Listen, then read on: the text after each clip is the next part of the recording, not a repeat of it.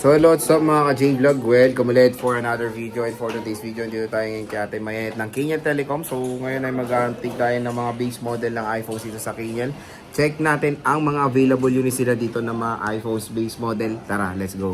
So nandito tayo sa Kinyel Telecom by CMB Gadgets. Located sa third floor V Mall, Green Hills, San Juan City. As you can see here, meron tayo dito mga base model ng iPhones na nakalatag dito kay Bossing. So again, nasa third floor sila. Ang nandito lang si Rose at yung pinakasiga sa Green Hills, si Eli. Okay, ito yung kanilang tansyan. Pagbukas ng elevator, makikita nyo na agad yan. BBM, nandito sila. At ang pakaluwag dito sa Kinyel Telecom. So, ano pala presyo? So, yan mga ka-J-Vlog. Kung bibili kayo dito sa Kinyel, meron tayong Frevis. Meron tayo ditong gift box. Meron tayo dito, sa gift box, ilang case yun, boss? Apat. So, additional 4 case. Tapos, option 2, original charger, AirPods, apat din. Complete package. And pag Besek, meron tayong charger case and tempered glass. So, ayan. Napakadami stock ng Kinyel Telecom dito mga idol at mga base model lang ating info-focus. So, as you can see, when it comes sa stock, again, very limited lang yung mga pinakamura. Start tayo dito sa iPhone 8 Plus. Ito yung price. So, sa iPhone 8 Plus, meron tayo dito 256, 9,000 pesos. Siyempre, sabi nga ni boss, meron pa tong cash back. And I think iba yung freebie nito, no? Hindi yung gift box, no? Same lang. Same lang din, no? With gift box. So, pinakasagad na basic, 8,000 piso na lang. Naka 8 plus ka na. At syempre, very powerful pa rin ang processor niyan. Apple A11. Meron tayo ditong iPhone XR. iPhone XR hanggang ano na lang to, iOS 18 pero napakatagal daw ng ano neto update. So ayan, when it comes sa update, matagal pa to mga ka-J-Vlog yung iOS 18. Kaya longevity wise, super smooth pa rin neto. At ang maganda dito sa akin, tingnan nyo naman yung OS neto, iOS 15 pa. Ano na to? Ano na ngayon? 26, 4 years. So, nung year 2021, o, di ba? Hindi pa na-update tong 10R na to, napaka-solid. Kaya, ano, kumbaga, when it comes sa battery health nito, intact na intact pa din. So, let's check yung battery health niya. Battery health. 86. So, legit po yan na battery health nitong iPhone XR na to. So, 11.5 for the 256. Meron tayong 128 na 10,500 pesos. Ayan siya. Hello! Aray ko, wag mo ako paluin. Meron tayong iPhone 11 dito. Hindi pwede buhat. iPhone 11. Meron tayong 64 gigabytes. Meron tayo ditong 11,500 pesos. Ayan. So, 64 gigabytes lang. 11.5. Aray ko, 11.5. Ayan, meron tayo ditong iPhone 11. 128 gigabytes. Ayan. Wait lang, check natin yung 128. Ayan, so meron tayong 128, 12,500 pesos. Complete package yan mga ka-J-Vlog. Ayan. So again, pag 100% na yung battery na ito, ibig sabihin napalitan na yung battery. Pero no worries, yung pinalit na battery nila is all goods naman. Ayan. So iPhone 11, 100% battery health. Ayan. So yellow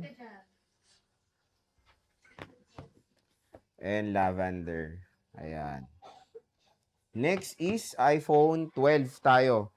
Sa iPhone 12, 128 is 14,000 pesos. Ito, marami silang iPhone 12.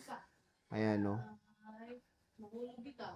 iPhone 12, napakadami nila mga ka-J-Vlog dito. 128 po yan na 14,000. Pinaka-basic, pinakasagad, 13,000 pesos. For as low as 13,000 pesos, may iPhone 12 ka na. Tapos yung 256 is 15,000 pesos. Ayan sila. May kinis din. Ayan. Meron tayo ditong iPhone 13. Sa iPhone 13, Ang 128 nila is 17.5. Grabe, bagsak presyo yung 30 nila dito. Tapos, pag pinakasagad na basic package, 16,500 pesos. For as low as 16.5, may iPhone 13 ka na. 128 gigabytes na po to mga idol. Ayan, no? Grabe, bagsak presyo. Si Mayet ang isa sa pinakamurang iPhone 13 dito. For as low as 16,500 pesos, may iPhone 13 ka na dito sa Kenyel Telecom. Ayan, no? So again, pag mga 100% battery health, napalitan na yung battery nito. Pero again, yung pinalit na battery is all goods at wala pong issue yan. Next is iPhone 13 na 256 is 19,500 pesos complete package. Pinakasagad is 18,500 pesos. Ito, meron silang iPhone 14. Mura na rin ang 14 nila. 128 is 20,500 pesos. Yan nyo dito ha. 21,500 pero 20,500 pesos lang. Nag-sale po si Mayet. Tapos, pinakasagad na basic package is 19,500 pesos. Grabe, 19,500 na lang po ang iPhone 14. Ayan, no? 256 is 24,000 pesos complete package. Pinakasagad is 23,000 pesos. Ayan, meron siyang 256. Ang gaganda. Meron tayong Lavanza. And syempre, 13 mini. Boss, magkano 13 mini? 15. So, meron tayong 13 mini. 256, magkano? Magkano to? 256, 13 mini. So, ito, iPhone 13 nila, 128 is 15,000 pesos. Ayan. Marami silang 13 mini dito. Ito yung 128 nila. Ang dami nilang 128 ngayon at patataas ang battery health. Oh. Ang cute ng 13 mini. Oh. Pwede pang harabas. Oh. Ito yung pink. Solid.